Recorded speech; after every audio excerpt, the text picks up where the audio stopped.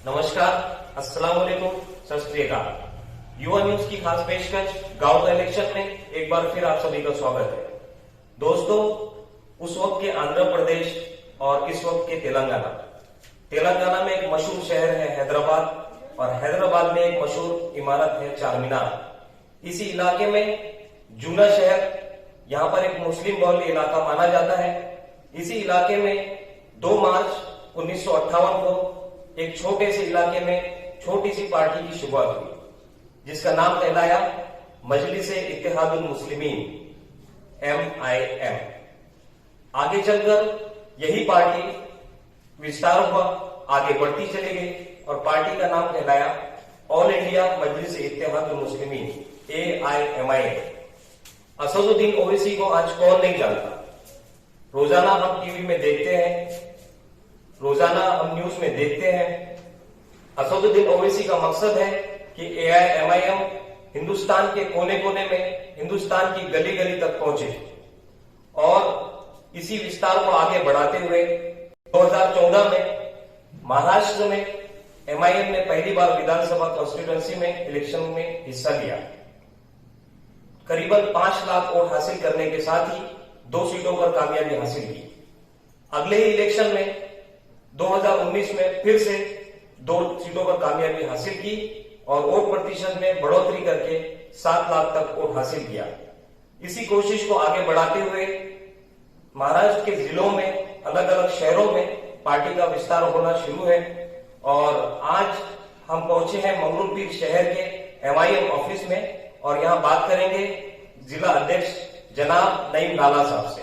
तो चलिए उनसे रूबरू होते हैं और जानते हैं इस शहर में पार्टी की क्या स्थिति है, क्या वो आगे करना चाहते हैं।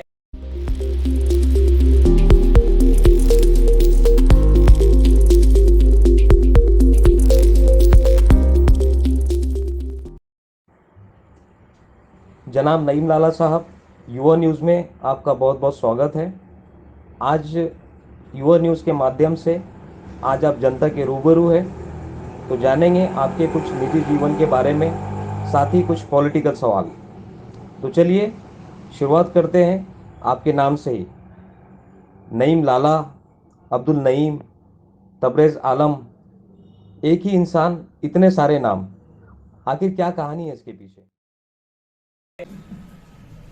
सबसे पहले तो मैं आपका MIM वाशिम डिस्ट्रिक्ट कार्यालय में आपका स्वागत करता हूं। और रही बात मेरे नाम के ताल्लुक से, तो मेरा नाम अब्दुल नईम मेरा नाम है। शहजादा जो है वो मुझे घर पे बोला जाता, बाकी तो मेरे जो दोस्त जिस भी नाम से बुलाए उनकी मोहब्बत है। अच्छा, चलिए, अच्छी बात है कि लोग आपको इतने सारे नामों से जानते हैं। और आपको बताता चलूं, आपकी पार्टी के सदर जनाब असदुद्दीन ओवैसी साहब के छोटे भाई, इनको भी लोग काफ़ी नामों से जानते हैं और काफ़ी नामों से इनको पुकारा जाता है। चलिए ओवैसी साहब के नाम से ही शुरुआत करते हैं। अभी यूपी में इलेक्शन चल रहा है विधानसभा का। इस इलेक्शन के प्रचार के दौरान असदुद्दीन ओवैसी साहब पर एक हमला हुआ, काफ़ी खतरनाक हमला था। इस हमले के बारे में कुछ बताइए। यूपी इलेक्शन में हमारी पार्टी कुल हिंद मजलिस-ए-इत्तेहादुल मुस्लिमीन इलेक्शन लड़ रही है और बैरिस्टर असदुद्दीन ओवैसी साहब वहां प्रचार कर रहे हैं हर उम्मीदवार के लिए। अब जिनकी सियासी तौर पर जमीनें खसक रही है, जिन्हें लग रहा है अब वो किसने शरारत किया, वहां है गुंडा राज, बाबा की सरकार है और वहां कोई पुलिस का पूरे राज्य के अंदर कहीं भी इंतजामी, उनकी पुलिस वालों की तरफ से कोई भी इंतजाम नहीं है और वहां गुंडा राज चलता है। लोगों ने इस हमले पर भी काफ़ी सवाल उठाए कि असदुद्दीन ओवैसी साहब ने शायद खुद ही ये हमला करवाया होगा, इससे लोगों की सिंपैथी हासिल हो सके, लोगों का वोट बैंक। आज बैरिस्टर असदुद्दीन ओवैसी किसी तारीफ को मोहताज नहीं है और इतनी घिनौनी हरकत मेरा सदर, मेरा कायद तो नहीं कर सकता। ये कुछ शरपसंद लोगों का काम है, इसके अलावा। अभी कर्नाटक में एक मुद्दा चल रहा है हिजाब को लेकर। अभी हर जगह सोशल मीडिया में यही विवाद नज़र आ रहा है। काफ़ी तकलीफ हो रही है बच्चों को स्कूलों में भी। इस विवाद के बारे में क्या कहना चाहेंगे? या मुसलमानों में मजहब इस्लाम में औरतों को पर्दा करने का हुक्म दिया गया है और संविधान हमको इसकी इजाजत देता कि हम हमारे मर्जी के मुताबिक हमारे मजहब पर हम चले और हम क्या पहने हम क्या खाएं इस पर किसी को कोई आपत्ति नहीं होना चाहिए कि ये संविधान है, जमहूरियत है, सबको अपनी अपनी जिंदगी गुजारने का हक है। नेशनल मुद्दों से चलिए अब गांव की तरफ वापसी करते हैं। आपके ही जिला वाशिम में एक शहर है कारंजा। पिछले साल कारंजा में काफ़ी हालात बिगड़ गए थे, काफ़ी नौजवान बच्चों की गिरफ्तारियां हुई थी। इस मामले में आप क्या कहना चाहेंगे? जैसा कि आप जानते हैं मजलिस-ए-इत्तेहादुल मुस्लिमीन ने कहीं पर भी कोई बंद का ना ऐलान करी ना कोई ऐलान करी। अब 12 दिसंबर की बात है, रजा एकेडमी ने पूरे महाराष्ट्र में बंद का ऐलान करी थी और हमने वो रजा एकेडमी को हमारी तारीफ की पार्टी की तरफ से। चलिए मंगरूल पीर के बारे में कुछ बात करते हैं। एमआईएम ने मंगरूल पीर में पिछले इलेक्शन में हिस्सा लिया और आपने एक सीट पर कामयाबी भी हासिल की। इस बार किन वार्डों में आपका फोकस है? एमआईएम 2016 में चुनाव मैदान में उतरी थी और अल्हम्दुलिल्लाह हमारे वार्ड के और हमारे परिवार के लोगों का मैं शुक्रिया अदा करना चाहता हूं कि उन्होंने हमारी एक सीट को, हम दो सीटों पर इलेक्शन लड़े थे, एक सीट हमारी कामयाब हुई थी। तो मैं हमारे परिवार के लोगों का, सभी लोगों का शुक्रगुजार हूं कि उन्होंने अपनी दुआओं से, मोहब्बत से हमको 2016 में नवाजा था और एक सीट कामयाब करे थे। इंशाल्लाह इस बार भी जो है तो हम पूरी ताकत से चुनाव मैदान में जाने वाले हैं। हमारा 5 प्रभागों पर इलेक्शन लड़ना तय है। हम 10 सीटों पर इलेक्शन तय लड़ेंगे इंशाल्लाह। यहाँ जिसे प्यारे मुस्लिम ये कौन सा प्रभाग है इसके बारे में पूरा बताइए। प्रभाग नंबर 3 से 3, 4, 5, 6 ओल्ड सिटी वाला है। मंगरूल पीर में जो ओल्ड सिटी है जहाँ पर मुस्लिम बहुल जिसको बोला जाता है, मजलिस-ए-इत्तेहादुल मुस्लिमीन, वहां से इलेक्शन लड़ेंगे। जैसा कि आपने बताया मुस्लिम बहुल इलाकों में आपका फोकस है इस इलेक्शन में। इन इलाकों में क्या समस्याएं हैं जिन पर आप विशेष तौर से ध्यान देना चाहते हैं, जो आपके मुद्दे होंगे? मुस्लिम बहुल इलाके में इलेक्शन लड़ने की वजह यह है कि जो तरक्याती काम है, जो बुनियादी सहूलतें फराहम करना चाहिए था और जो नहीं मिल रही है खासतौर से मुसलमानों को, तो हम कोशिश करेंगे, जद्दोजहद करेंगे हमारे पार्टी के तरफ से भी कि अगर हमारे उम्मीदवार यहाँ कामयाब होते हैं नगर परिषद मंगरूल पीर में, तो इंशाल्लाह हम जो भी समस्या है उसको पूरा हल करने की कोशिश करेंगे। एमआईएम की तरफ से कोई नॉन मुस्लिम कैंडिडेट भी होगा? बिल्कुल, जैसे आप अभी यूपी का आपने जिक्र किया, यूपी के अंदर भी आपने देखा है कि वहां पर भी अल्लाह बैरिस्टर असदुद्दीन अवैसी साहब ने 7 से 8 लोगों को टिकट दिया है जो नॉन मुस्लिम है। हम भी इंशाल्लाह हमारे पास में अगर यहाँ मंगरूल पीर में या पूरे जिले के अंदर जहां से भी अगर एमआईएम का कोई भी कैंडिडेट अगर हमको गैर मुस्लिम हो और वो अगर टिकट अगर लेता है हमसे, तो हम बिल्कुल उसको टिकट देंगे और पूरी मेहनत और कोशिश भी उसके लिए करेंगे ताकि वो चुन कर जाए।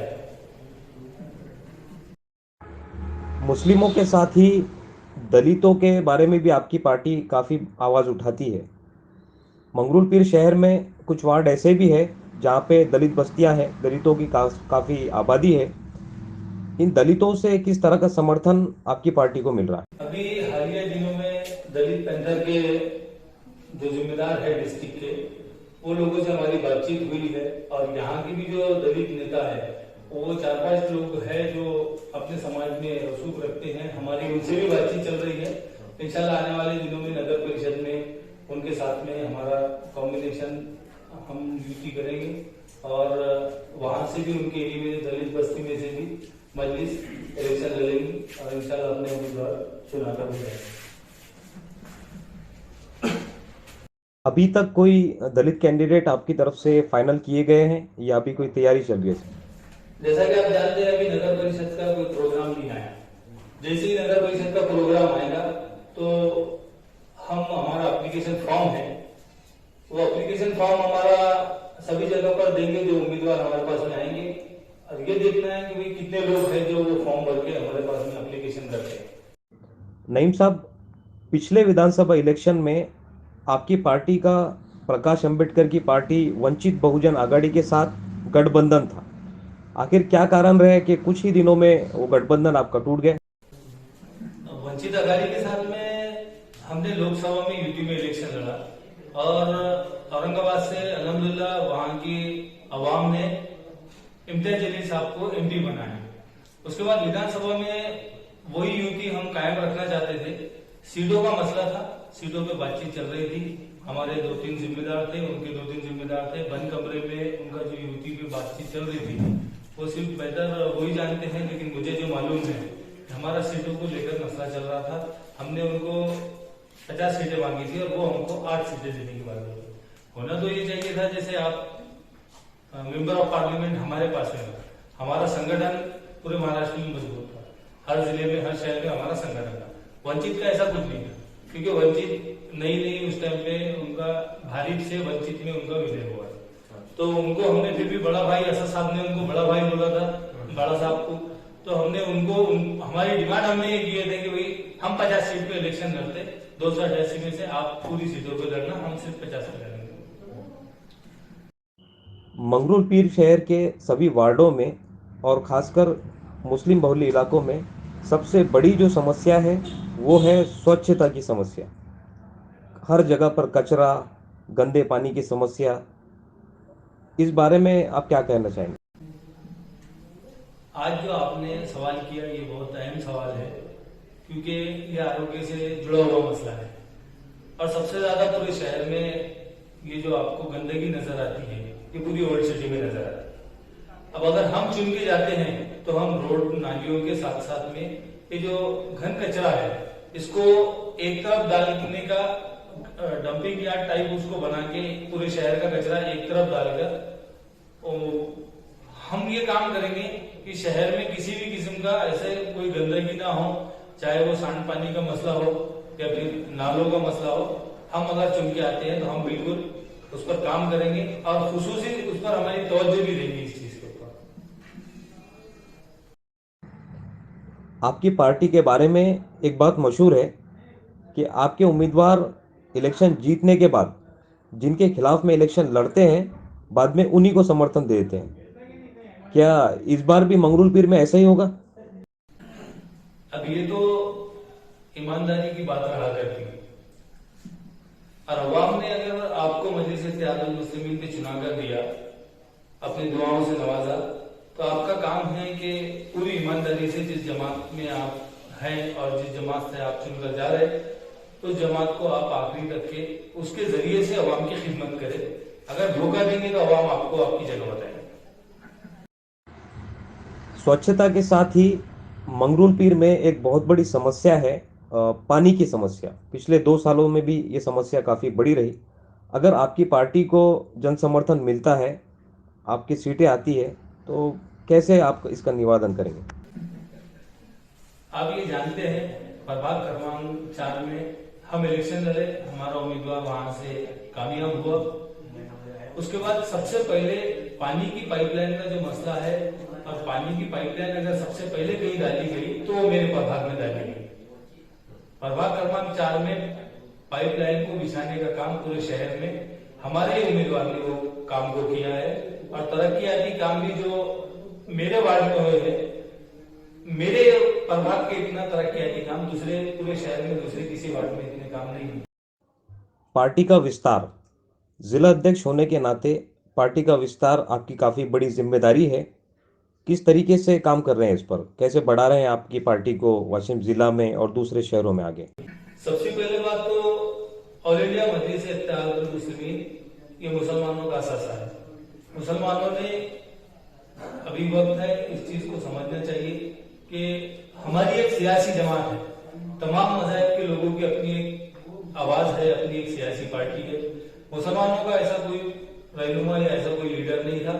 अलहाज बैरिस्टर असदुद्दीन ओवैसी साहब आज पूरे हिंदुस्तान की जरूरत बन चुकी है, और वो आज पार्लियामेंट में हो या फिर मुसलमानों के खिलाफ चाहे वो कोई भी कानून अगर सरकार बनाती है तो सबसे पहले अगर कोई आवाज उठती है तो वो असदुद्दीन अवैसी की है।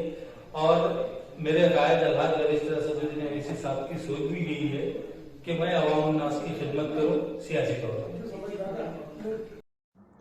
इस इलेक्शन में जीत का आपका मंत्र क्या है? क्या मुद्दे लेकर जनता के सामने आप जाएंगे?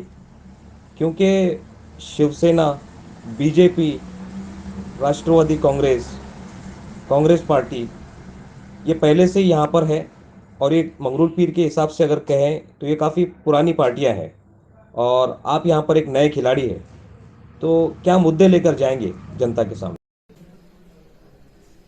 मैं आपको बताता चलूं कि मंगरूल पीर शहर में जो पुराना शहर है वहां पर बहुत सारी समस्याएं हैं, जिसमें से सबसे पहले ये है कि जो स्ट्रीट लाइट है इसको तकरीबन 40-45 साल हो गए और वो स्ट्रीट लाइट जमीन के अंदर जो लोहा है वो पूरा सड़ गया, गल गया। वो कभी भी स्ट्रीट पोल गिर सकते हैं, उससे खासतौर से मुसलमानों के जानवर मालों को बहुत नुकसान होता है, हो सकता है। और हम अगर चुन के आए हैं तो सबसे पहले हम उनको बदलने का काम करेंगे। उसके बाद शहर में एम्बुलेंस का कोई हमारे मंगरूल पीर शहर में एम्बुलेंस का कोई इंतजाम नहीं है। दवाखाने में जो हमारी खवातीन हैं और जो हमारे बुजुर्ग हैं उनको बहुत तकलीफ होती जा रही है। हम कोशिश ये करेंगे, मेरे सदर से बैरिस्टर असदुद्दीन अवैसी से बात करेंगे। जैसे अवैसी हॉस्पिटल हैदराबाद में चल रहा है, औरंगाबाद में अवैसी हॉस्पिटल है, नांदेड़ में है, दुलियावाले में है, अभी अमरावती में अवैसी हॉस्पिटल का उद्घाटन हुआ। तो हम भी ये कोशिश करेंगे इंशाल्लाह कि यहाँ एक जगह देखकर हमारे अगर उम्मीदवार चुन के आते हैं तो हम एक हॉस्पिटल सबसे पहले यहाँ पर तामीर करना चाहते हैं। युवा न्यूज़ के माध्यम से मंगरूल पीर की जनता को, साथ ही वाशिम जिला की जनता को आप कोई संदेश देना चाहते हैं तो बताइए। ऑल इंडिया मजलिस इत्तेहादुल मुस्लिमीन ये मेरी और तमाम मुसलमानों की जमात है। मेरी से मुराद ये है कि मैं इस जमात से जुड़ा हुआ हूँ। मेरी जमात नहीं है बल्कि अल्हाज बैरिस्टर असदुद्दीन अवैसी साहब हमारे सदर हैं। और महाराष्ट्र स्टेट के अंदर आज पार्टी में जो मकबूलियत है वो ये है कि एक हमारे पास मेंबर ऑफ पार्लियामेंट है, 2 एमएलए है और 250 हमारे पास नगर सेवक थे। महानगर पालिका में भी हमारे सीटें चुन के आई है, नगर परिषद में भी आई है, अभी पंचायत समिति के इलेक्शन में उसमें भी सीटें चुन के आई है। तो संगठन दिन पर दिन बढ़ रहा है। उसी को ध्यान में रखते हुए हमारे वाशिम जिले में हम ये चाहते हैं, मेरी पूरी टीम जो हमारे डिस्ट्रिक्ट में काम कर रही है, कारंजा शहर के अंदर हमारी टीम बहुत अच्छा वर्क कर रही है, वाशिम है, मंगरूल पीर है, तो अभी कोशिशें चल रही है। और मैं लोगों से ये अपील करना चाहता हूँ, आवाम से मेरी खासतौर से मोहतबाना गुजारिश है कि आइए, जमात आपकी है, जमात को मजबूत करिए, मुत्तहिद करिए और अपना एक सियासी प्लेटफॉर्म तैयार करने की आज बहुत सख्त जरूरत है। मैं यही चाहता हूँ कि लोग आए। मैं कोई लीडर या मैं कोई नेता नहीं हूँ, आपके शहर का हूँ, आपका भाई हूँ और आपके ही साथ रहूंगा। जमीनी लेवल पे काम करने वाले लोग हैं हम। दूसरे सियासी जमातों में जो आज आप लोग देख रहे हैं कि किस तरह से एक नगर सेवक या कोई पार्टी का जिम्मेदार तकब्बुर दिखाता है, ऐसा हमारे पास में यहाँ मजलिस इत्तेहादुल मुस्लिमीन में ऐसा कुछ नहीं है। सभी एक साथ में खड़े होकर अपनी कारकर्दगी करते हैं। आपके साथ ही बैठे हैं मोहसिन पठान साहब, इनके बारे में कुछ बताइए, कौन सी जिम्मेदारियां इन्हें दी गई है? मोहसिन पठान पहले से समाज सेवक आदमी है और वो किसी सियासी पार्टी में इससे पहले कभी काम नहीं किए। उनकी समाजी खिदमत को देखते हुए जब हमारी टीम ने मोहसिन पठान साहब के ताल्लुक से बात की तो सभी की एक ये राय थी कि भाई हमारे पास में ऐसे समाज सेवक लोग होना चाहिए जो पूरे ईमानदारी से पार्टी को मजबूत करने का काम और पूरे जिले के अंदर पार्टी को बढ़ाने का काम करे। इसलिए मैंने उनको वाशिम डिस्ट्रिक्ट में वाशिम वर्किंग प्रेसिडेंट बोल के उनको हमने जिम्मेदारी सौंपी है और इंशाल्लाह आगे भी इन्हीं की तरह और हमारे पास में अच्छे लोग अभी 15-20 दिन में पार्टी में शामिल होने वाले हैं। उसमें आलिम भी हैं, मुफ्ती इकराम है और डॉक्टर्स लोग हैं, 2-4 वकील है। इससे पहले भी हमारे पार्टी में हमारे साथ में 2-3 वकीलों ने काम किया और आगे भी जो है तो हमारी यही कोशिश चल रही कि पार्टी में ज्यादा से ज्यादा तालीम याफ्ता लोगों को हम शामिल करके हमारे कामों को आगे बढ़ाने का काम और असद साहब के हाथों को मजबूत करने का काम हम करना चाहते हैं। ओसिफ भाई, अभी आपके जिला अध्यक्ष साहब ने बताया कि कार्याध्यक्ष की जिम्मेदारी आपको दी गई। कार्याध्यक्ष का सबसे अहम काम होता है लोगों को जोड़ना। आपको क्यों लगता है कि लोगों को एमआईएम से जुड़ना चाहिए, आप लोगों से जुड़ना चाहिए, क्या कारण है? अस्सलाम वालेकुम। मैं मोहसिन पठान, जिला वर्किंग प्रेसिडेंट वाशिम एमआईएम। जब मुझे पार्टी के अंदर जिम्मेदारी दी गई, मैंने जिम्मेदारी यूं लिया कि अपने मंगरुलपीर शहर और वाशिम जिले के जो हालात थे, ये हालात देख के मैं पार्टी में आया।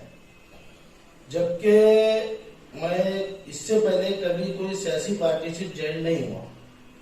जुड़ने के कारण ये कि मंगरुलपीर शहर के ताल्लुक से मंगरुलपीर शहर के जो हालात है, यहाँ पे अच्छी खासी आबादी है, मुस्लिम आबादी है, लेकिन यहाँ के जो सियासी दल है, सियासी पार्टियां है, यहाँ पे देखने में ऐसा आया कि कुछ चंद लोग, 3 से 4 ही लोग पूरे शहर को जेब में लेके घूम रहे। बोले तो एक ही घर में अलग अलग सियासत है। कोई अपक्ष में सत्ता लड़ाने चला, कोई राष्ट्रवादी से सत्ता लड़ाने चला, है ना। और यहाँ मुस्लिम आबादी ज्यादा होने के कारण अपने लोगों से इतनी रिक्वेस्ट है, और मंगरुलपीर के जनता को मैं इतना ही कहना चाहता कि भाई एक प्लेटफॉर्म पे आओ, क्योंकि जो देश के हालात है, जो मुसलमानों के हालात है, इसको तो देखो। आज अगर तुम पे बीतता है तो कोई सामने नहीं आता। अगर तुम राष्ट्रवादी के साथ में, तुम कांग्रेस के साथ में, तुम्हारा एमएलए अगर है, जब तुम्हारे बच्चों पे, माओ बहनों पे अत्याचार होता तो कोई एमएलए फोन नहीं उठाता, कोई सामने नहीं आता। आज देश के हालात सबको दिख रहे। कर्नाटक में आपने जो हमारे भाई से सवाल किया था कि हिजाब का जो था, हमारी आबरू उछाली जा रही। कौन बोल रहा वहां पे? बैरिस्टर असदुद्दीन अवैसी साहब आवाज उठा रहे हैं और एमआईएम आवाज उठा रही। ऐसी कोई दूसरी पार्टी आवाज नहीं उठा रही। ये सिर्फ अपने को इस्तेमाल करने का काम करते, और इनका उतना ही काम है। तो मेरा इतना ही कहना है कि भाइयों, अब तो आंखें खोल लो। और मेरा जुड़ने का यही कारण है, मैं सिर्फ अपने कौम के हालात देखकर पार्टी में आया, और मैं कौम को जोड़ने का काम कर रहा। इंशाअल्लाह अल्लाह इसमें मुझे कामयाब कर। युवा की तरफ से आपको पार्टी को बहुत शुभकामनाएं। तो दोस्तों, आज हमारे साथ हैं जिला वाशिम जिला के अध्यक्ष जनाब नईम ताला साहब, जो एमआईएम के प्रेसिडेंट हैं, और ऐसे ही हमारा सफर जारी है। तो इंतजार कीजिए अगली बार